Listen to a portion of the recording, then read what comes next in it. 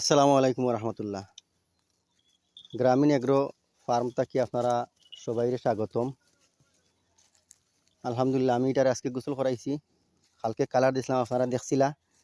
তো কালার দেওয়ার পরে গোসল করানোর পরে তার লুকটা আইছে ওরকম। মাশাআল্লাহ, দেখতে খুব সুন্দর লাগে। আর তারা রেস্টের টাইম এখন সকালে মাঠে লইয়া গেছিল 8টার সময়, খাওয়াইয়া জ্বরের আজানোর লগে লগে আনি লিছে। আর পানি খাওয়াইছি তারা, বিশুদ্ধ পানি, পাশাপাশি স্যালাইন খাওয়াইছি। স্যালাইন খাওয়ানি লাগে গরম বাড়লে, তো তার আর হিট স্ট্রোক হইতো নাই, সুস্থ থাকবো। ও দেখুকে গারল আর তার বাচ্চা ঘুমাইছে। তো আবদ্ধ করিয়া রাখছি, বেড়া দিছি চতুর্দিকে। আর এটা একটা মসজিদ, আমরার রহমানিয়া জামে মসজিদ, ওখানে উদ্বোধন হয়েছে না, কাজ চলে বাকি রয়েছে, টাইলসের কাম বাকি রয়েছে, দোয়া করবো আপনারা। আর বেড়া দিয়া রাখছি কেন ইয়ালোর উপদ্রব খুব বেশি।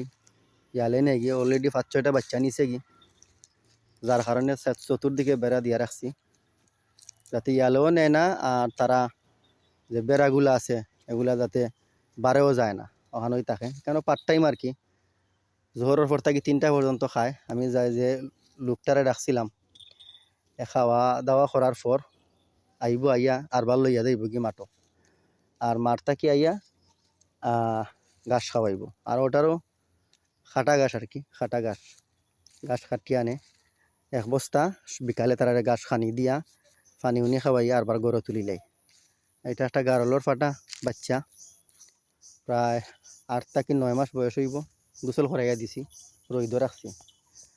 তো ভিডিওটা লাম্বই যার, আপনারা দোয়া করবা আমার ফার্মর লাগি। দহকে তারা ঘুমাইছে, রেস্ট নিয়ে সেবার মাঝে গাছর নিচে। যাত দোয়া করবা আপনারা যাতে সুস্থ থাকে। আর আজকের ভিডিও ওই পর্যন্তই।